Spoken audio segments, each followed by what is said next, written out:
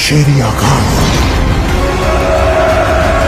এসেছিল সে, নাম তার রঘু ডাকাত।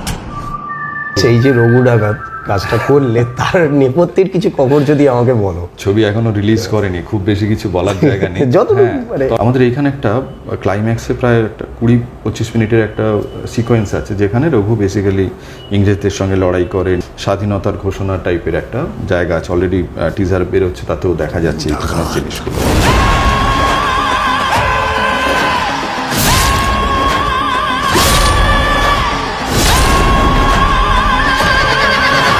গরিবের রক্ত মাখা বন্ধ কর, আজকে শুধু চাবুক পড়েছে, এরপর রঘুর থাবা পড়বে।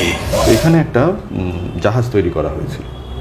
এই জাহাজটা প্রায় 100 ফুট লম্বা একটা, ওই তখনকার দিনের ইংরেজ জাহাজ, বজরা, যে বড় বজরা যেগুলো হয়। তো এইটা প্রথমে ভাবা হয়েছিল যে এটা কীভাবে হবে, মানে এটা একটা বড় চ্যালেঞ্জ ছিল। এটার একটা পোর্শন শুটিং হয়েছে আমাদের পার্পল মুভি টাউন ফ্লোরের মধ্যে, যেখানে জাহাজের একটা বিরাট বড় সেট তৈরি করা হয়। সেখানে পুরো জাহাজটা নয়, জাহাজের জাস্ট মাঝখানের ডেকের পোর্শন আর সামনে পেছনের একটা অংশ। আচ্ছা, তারপরে এই যে জাহাজটা, এই জাহাজের বাকি অংশটা গ্রাফিক্যালি তৈরি, মানে 3D থেকে বানানো। এরপরে যেটা ডকের পোর্শন, এই ডকটা শুটিং হয়েছে একটা আউটডোর লোকেশনে। আচ্ছা, ঠিক আছে। সেখানে তার ডকের মধ্যে তার তাঁবু এবং বিভিন্ন তার জিনিসপত্র, তার বিরাট বড় ফাইটিং সিকোয়েন্স, সব কিছু সেখানে। আমাদের মেজর ঝামেলা যেটা ছিল যে এই দুটো লোকেশনকে এক দেখাতে হবে। মানে আমার ফ্লোরের মধ্যে আধখানা জাহাজ, আর আমার অরিজিনাল লোকেশন, এই লোকেশনটাতে আধখানা জাহাজকে বসিয়ে তাই জাহাজটাকে পুরো করতে হবে।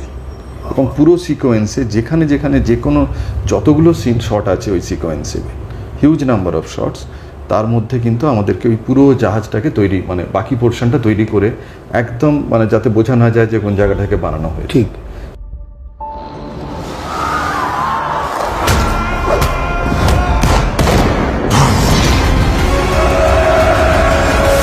ওইটা একটা আমরা খুবই টেকনিক্যালি একটা আধুনিক পদ্ধতিতে আমরা এটা করেছি। এত ক্রিটিক্যাল কাজ, এত পেশেন্স নিয়ে বসে বসে সেই কাজগুলো করা হয়, এটা হ্যাটস অফ। মানে ব্যাপার হচ্ছে যে এটা সম্পূর্ণ, এটা এই ক্রেডিটসটা পুরো যায় কিন্তু আর্টিস্টদের।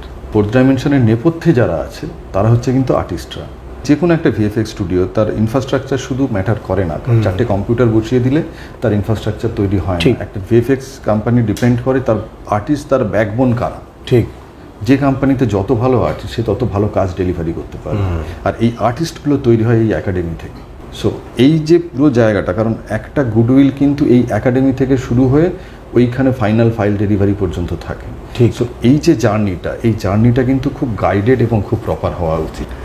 সো বন্ধুরা, যদি তোমরা সত্যি সিরিয়াসলি কেরিয়ারটা তৈরি করতে চাও, কেরিয়ারের ভেতরে ম্যাজিক করতে চাও, কেরিয়ারটা ম্যাজিকের মতন চেঞ্জ হয়ে যায়, তাহলে অবশ্যই আর দেরি না করে 4D ভিএফএক্স একাডেমিতে যোগাযোগ করো। শীঘ্রই ফোন করো আর তোমাদের কেরিয়ারটা ম্যাজিকের মতন বদলে ফেলো।